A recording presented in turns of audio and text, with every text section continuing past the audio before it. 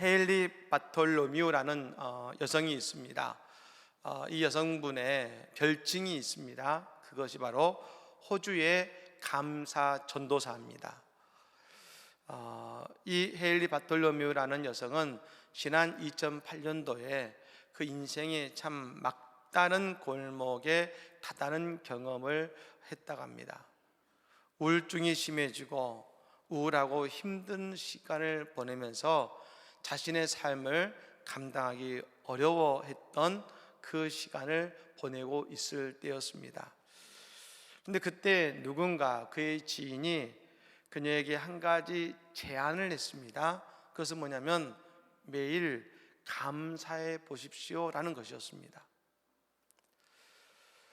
근데 이 바톨로뮤라는 여성은 대단히 본인이 고백하기에 자신은 시각적인 사람이어서 그는 자신의 감사를 어떻게 했느냐면 폴라로이드 사진을 가지고 자신의 감사의 모습을 사진으로 찍은 것입니다. 사람을 찍은 것이 아니라 그 환경과 상황을 찍고 그 옆에 자신의 감사의 모습을 짧게 기록한 것이죠. 한 예로 그 딸 아이의 손을 잡고 그 딸 아이의 손을 잡는 모습을 폴라로이드 사진으로 찍었습니다. 그리고 그 옆에 이렇게 기록해 놓았습니다. 딸 아이의 작은 손, 내 아이를 들어올리자 아이는 작은 손을 내밀었다. 내 마음을 따뜻하게 한다. UCLA 의과대학 교수인 로버트 마우 교수는 사람이 감사와 행복에 집중하게 될 때에 뇌에서 도파민이라는 호르몬이 나온다고 합니다. 도파민은 사람을 행복하게 하는 즐거움의 센터라고 하고 또 뇌의 학습 관련 기능을 활성화해서 더 창의적이고 혁신적이게 해줘서 우리가 어떤 것을 더 빠르게 더 잘 배울 수 있게 해준다는 것입니다.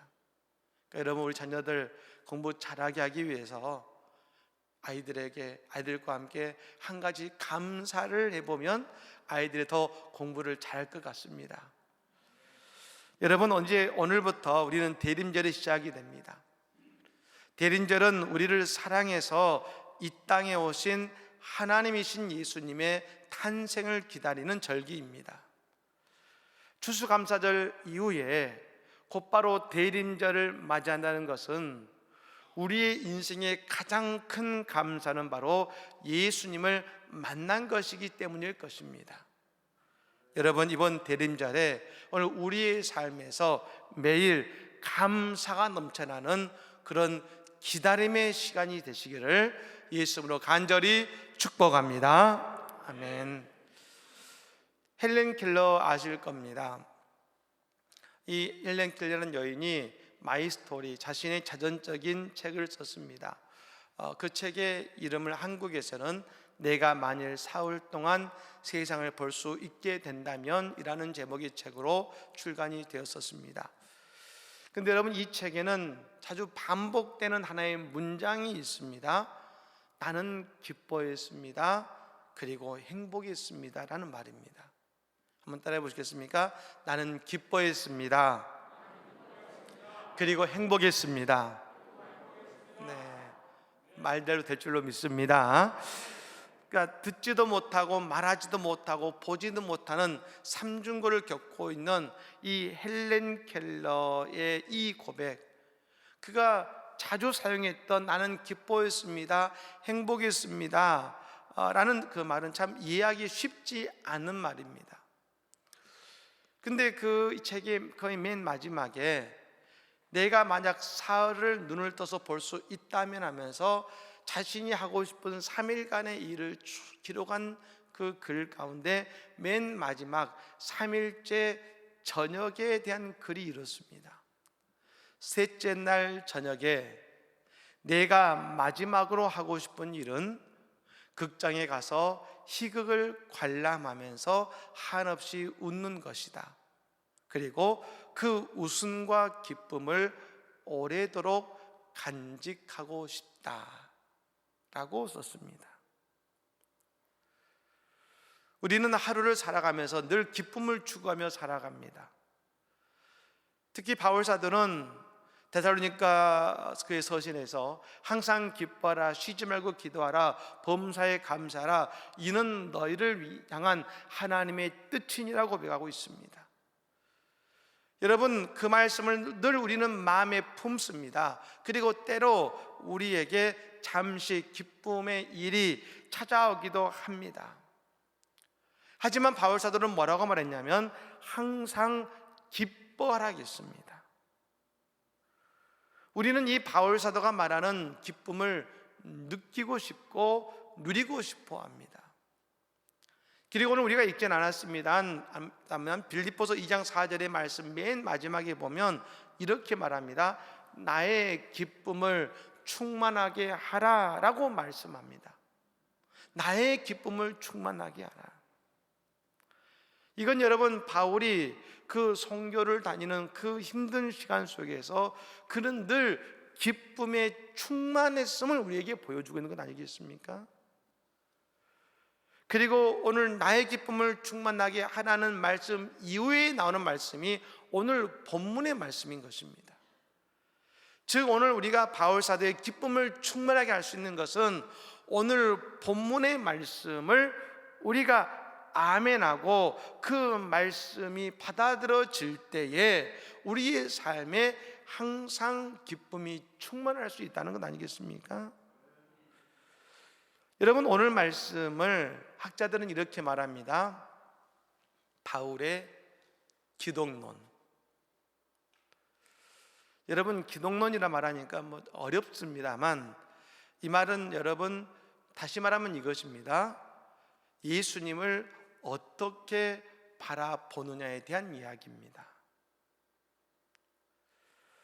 마태복음은요, 동방박사 세 사람이 그 예수님을 찾아와서 예수님께 경배하면서 예수님을 무엇으로 경배했냐면 왕으로서 경배했습니다. 그러니까 마태복음에 있는 이 마태는 왕으로서의 예수님을 이야기하고 있는 것입니다. 그래서 여러분, 이 오늘 우리의 삶의 기쁨은 다른 것에서 비롯되는 것이 아니라 내가 예수님을 어떻게 바라보느냐에 달린 것이라고 할 수 있는 것입니다. 오늘 여러분, 나에게 예수님은 어떤 분이십니까? 과연 여러분은 예수 그리스도를 무엇이라고, 누구라고 고백하고 계십니까? 저는 여러분 오늘 바울 사도의 이 바울의 기독론, 그리스도의 고백이 참 중요하다고 생각하는 이유가 있습니다. 그것은 우리가 아는 것처럼 베드로와 많은 제자들은 예수님의 공생애를 함께하고 예수의 말씀을 옆에서 직접 들었던 사람들입니다. 그러니 이 제자들의 여러분 책들을 보면 다 예수님의 말씀을 인용합니다.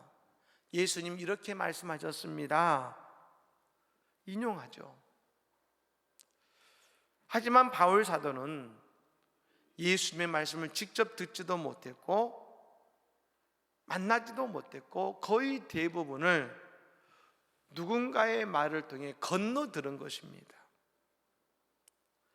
그런 바울 사도이지만 예수님을 만난 이후에 그 어떤 사도보다 더 많은 주님의 일을 감당하고 주님을 위한 기록을 남기지 않았습니까? 이것은 우리에게도 마찬가지라는 것입니다. 우리가 저 제자들처럼 직접 주님 만나지 못하고 그 주님의 말씀을 직접 듣지는 못했다 할지라도 우리가 만나는 예수님을 통해서 우리는 저 바울 사도처럼 위대한 그리스도의 신앙을 가질 수 있을 뿐 아니라 우리도 그 그리스도의 신앙을 통해 위대한 사역을 감당할 수 있다는 것입니다. 오늘 우리 모두에게 그러므로 이런 예수님을 만나고 예수를 고백하는 은혜가 있기를 간절히 축복합니다. 그럼 여러분, 바울 사도가 고백한 예수님은 어떤 분이실까요? 오늘 본문의 6절과 7절의 말씀 한번 읽어보겠습니다. 우리 같이 한번 6절 7절 말씀 읽습니다. 그는 근본 하나님의 본체시나 하나님과 동등됨을 취할 것으로 여기지 아니하시고 오히려 자기를 비워 종의 형체를 가지사 사람들과 같이 되셨고. 아멘. 그는 근본 하나님의 본체시나, 이런 말씀은 예수님은 하나님과 같은 분이시라는 것이죠. 그런데 예수님은 그렇게 계시지 않으시고 자신을 비워라 하셨습니다. 그래서 비우라는 말은 영어로 empty라는 말입니다만, 이 비운다는 말은 곧 버린다는 것을 뜻합니다. 내 안의 생각을 버리고 욕심을 버리는 것이죠. 흔히 우리가 이제 비운다라는 말을 하면 약간 불교의 공사상을 생각합니다. 불교의 비움을 생각합니다. 하지만 여러분, 이건 다릅니다. 불교의 비움은 무상하기 때문에 버리는 것입니다만, 그리스도교의 비움은 채우기 위해서, 얻기 위해서 비우는 것입니다. 오늘 우리가 세상의 욕심을 내려놓는 이유가 있습니다. 우리의 삶에 주님의 사랑으로 채우고 우리의 삶이 주님의 구원의 역사를 이루기 위해서 내려놓는 것입니다. 여러분, 이게 왜 우리에게 가능할까요? 하나님의 아들이신 예수님께서 이 땅에 자신의 모습을 내려놓으시고 종의 형체, 즉 사람의 모습으로 오셨기 때문에 가능한 것입니다. 그러므로 바울이 고백하는 예수님은 비우시고 종의 형체를 지니고 오신 분이라는 것입니다. 이것은 인카네이션, 예수님의 화육을 의미하죠. 이건 뭘 말합니까? 예수님은 추상적인 존재가 아니시라는 것입니다. 오직 살아계시고 이 땅에 육신을 입고 오신 하나님이시라는 것입니다. 여러분, 그래서 우리의 예수의 신앙은요, 생각에서 멈춰서는 안 됩니다. 예수님을 만나야 됩니다. 예수님과 동행해야 됩니다. 바울의 신앙은 분명했습니다. 예수님과 만나고 그때부터 예수님과 함께 동행한 것입니다. 오늘 우리는 예수님과 함께 나아가고 있습니까? 내가 사랑하고 나를 사랑하는 그분과 함께 있는 것보다 더 큰 기쁨이 어디에 있겠습니까? 즉, 오늘 우리가 당황하고 우리가 고민하고 있다면 내가 오늘 예수님을 잃어버리고 있는 것은 아닌지 우리는 잘 판단해야 되는 것입니다. 여러분, 이 땅에 육신의 몸으로 오신 예수님과 만나고 그 예수님과 동행하는 우리의 복된 삶이 되시기를 간절히 축복합니다. 두 번째는 8절 말씀입니다. 우리 8절 말씀을 같이 읽어봅니다. 시작. 사람의 모양으로 나타나사 자기를 낮추시고 죽기까지 복종하셨으니 곧 십자가에 죽으심이라. 아멘. 바울 사도가 예수님과 동행하면서 깨닫게 된 예수님은 자기를 낮추시고 죽기까지 복종하신 분이셨다는 것입니다. 예수님께서 사람의 모습으로 종의 형체를 입고 이 땅에 오심으로 자기를 낮추셨습니다. 우리는 예수님을 통해서 하나님의 마음을 알 수 있습니다. 그것은 하나님은 우리가 하나님의 자리로 올라오기를 바라는 분이 아니시라는 것입니다. 다른 종교는, 세상의 가치는 늘 그 기준을 정해줍니다. 그리고 그 기준까지 올라오라 합니다. 그 기준을 성취하라 합니다. 그래야 구원받고 그래야 복을 받는다 말합니다. 우리가 어느 대학을 가고 싶어도 어느 정도의 점수를 맞아야 된다고 말합니다. 늘 기준을 제시합니다. 그리고 올라오라 말합니다. 이루라고 말합니다. 하지만 여러분, 그리스도교는 그렇지 않습니다. 하나님께서 친히 우리의 자리까지 내려오신 분이 하나님이시요 예수님이신 것입니다. 스스로 내려오시지 우리에게 올라오라 하지 않으셨다는 것입니다. 여러분, 예수님이 내려오신 이 땅은 화평의 땅, 여러분, 영광의 땅이 아닙니다. 죄악이 관영하고 주님의 심판이 있을 수밖에 없는, 예수를 십자가에 못 박을 수밖에 없는 그런 죄악의 땅이 이 땅입니다. 하지만 예수님은 그런 이 땅으로 손수 몸소 내려오셨습니다. 여러분, 우리 하나님은 우리에게 내려오셔서, 찾아오셔서 우리의 손을 붙들고 주님의 나라로 우리를 인도하시는 분이시라는 것입니다. 예수님은 자기를 낮추십니다.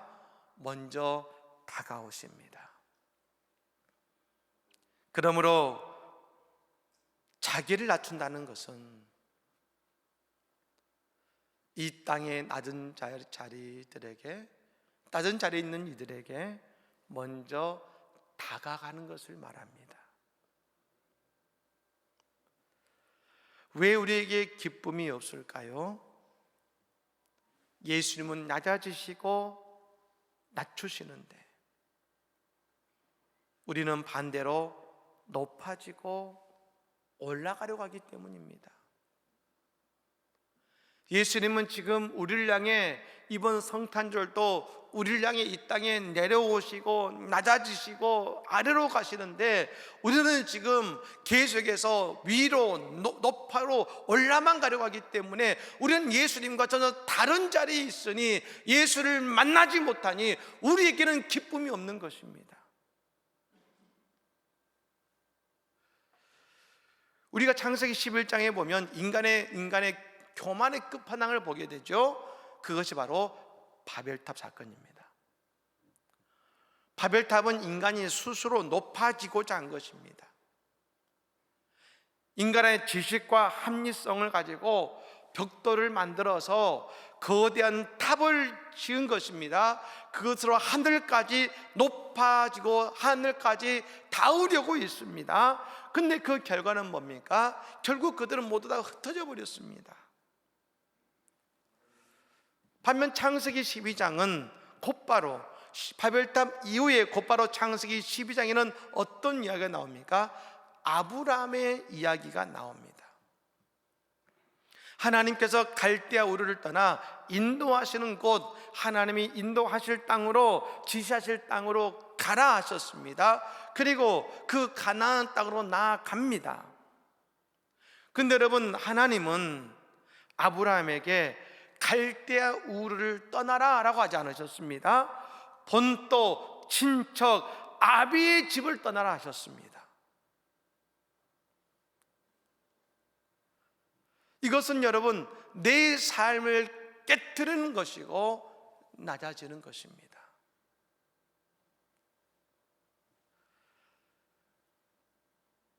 여러분, 그런데 여러분, 이 아브라함이 낮아지고 주님과 함께 인도하시는 곳으로 갔습니다. 그곳은 여러분 갈대아 우르보다 형편없이 더 여러분 못한 땅입니다. 낮아지는 땅이었습니다.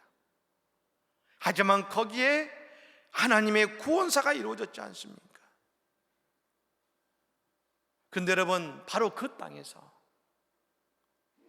아브라함은 하나님이 인도하시는 그 땅에서 아브라함과 사라가 하나님과 더불어 웃었습니다. 하나님이 웃게 해주셨습니다. 그렇습니다. 오늘 우리가 주님과 함께 낮아지고 어려운 이들을 섬기며 그들에게 다가갈 때에 하나님께서 우리에게 주님의 기쁨을 주시는 것을 여러분 믿으시기를 바랍니다. 저희가 창립 120주년을 이제 다음 주에 우리가 맞이하게 되죠. 근데 여러분, 우리가 지금 창립 120주년을 준비하면서 벌이고 있는 많은 준비들, 저는 그 모든 준비 속에 너무나 큰 기대가 됩니다. 먼저 우리가 사랑의 박스를 모으고 있지 않습니까? 어떤 분들은 이 박스 하나가 그들에게 뭐 먹을거리 준다고 무슨 도움이 되겠어 라고 할지 모르지만, 여러분, 그들이 그 사랑의 박스를 받고 그 속에 우리가 당신을 위해 기도하고 있습니다라는 한마디의 말을 들었을 때 그 마음이 어떤 마음이 들까요? 소망을 보지 않겠습니까? 여러분, 지금 또 선교지에서는 우리 교회의 이 120주년의 잔치를 지금 이미 그들은 잔치하고 있습니다. 그러면 그들에게 저 한국 땅에, 어려운 그 땅이 선교사들의 복음을 통해서 이제 120년의 역사를 이루었고, 이게 선교지의 복음을 전하는 교회가 되었답니다. 함께 기뻐합시다 하면서 저희가 보낸 선교금을, 후원금을 통하여 지금 그 땅에 잔치가 벌어지고 있습니다. 그들이 기뻐하고 있습니다. 또 여러분, 미랄 선교회를 통해 너무나 고통스러운 저지 아이들의 수술을 돕고 있습니다. 지금 3명의 아이의 수술비를 우리가 후원하고 했는데요, 그 중에 한 아이는 저 아버지 어머니가 평신도 선교사로 저 중앙아시아에 있는 한 나라로 갔는데 거기에 따라갔다가 지금 뇌종양에 걸려서 여러분 지금 수술밖에 나와 있습니다. 근데 그 아이의 지금 수술을 우리가 지금 돕고 함께 기도할 겁니다. 여러분, 이 모든 것이 다 낮은 자리로 다가서시는 예수의 모습을 본받는 우리들의 모습 아니겠습니까? 우리끼리 즐거워하는 120주년이 아니라 예수님이 이 땅에 가장 낮은 자리로 오셔서 섬기셨던 것처럼, 사랑하셨던 것처럼, 그냥 우리가 120주년이니까 우리끼리 기뻐하는 것이 아니라 우리의 이런 나눔과 낮아짐 때문에 우리는 진정 주님과 함께 기뻐하는 이번 120주년을 우리는 맞이하게 될 줄로 믿습니다. 여러분, 마지막으로 9절과 10절 말씀에 이런 말씀이 있죠. 우리 같이 한번 읽어볼까요? 9절과 10절 말씀입니다. 이러므로 하나님이 그를 지극히 높여 모든 이름 위에 뛰어난 이름을 주사 하늘에 있는 자들과 땅 위에 있는 자들과 땅 아래에 있는 자들로 모든 무릎을 예수의 이름에 꿇게 하시고 아멘. 따라해 볼까요? 하나님이 그를 지극히 높여. 할렐루야. 여러분, 우리가 기쁨이 있게 되는 것은 우리가 낮아졌는데 하나님이 우리를 높여주시기 때문입니다. 하나님이 예수님을 지극히 높여주셨습니다. 예수님께서 이 땅에 오셔서 하신 일은 늘 낮은 곳에 함께 계셨습니다. 십자가를 지셨습니다. 하지만 그런 낮아짐이 예수님을 이 땅에 구원자로 세우는 축복의 십자가가 되게 하신 것입니다. 오늘 우리에게 기쁨이 가득한 인생이 될 수 있는 것은 내가 높아지려고 해서 내 인생이 기쁨의 인생이 되는 것이 아니라 하나님이 우리를 높여 주셔야 되는 것입니다. 하나님께서 높여주시는 인생이야말로 세상이 줄 수 없는 복된 기쁨을 우리는 소유할 수 있게 되는 것이지요. 사랑하는 여러분, 우리 예수님이 이제 이 땅에 오실 겁니다. 우리는 성탄절을 기다립니다. 오늘 우리의 낮은 자리에 주님이 오실 것입니다. 이번 성탄절은 우리에게 기쁨 있는 시간이 될 것입니다. 여러분, 내가 더 가지고 내가 더 높아져서가 아니라 내가 예수님 닮고 예수님처럼 낮아질 때 나를 높여주시고 나에게 기쁨을 주시는 그런 복된 성탄이 될 것입니다. 이번 성탄 우리에게 그 주님이 주시는 큰 기쁨이 가득한 우리의 성탄이요 또 이 대림절의 시간이 되시기를 예수님으로 간절히 축복합니다. 아멘.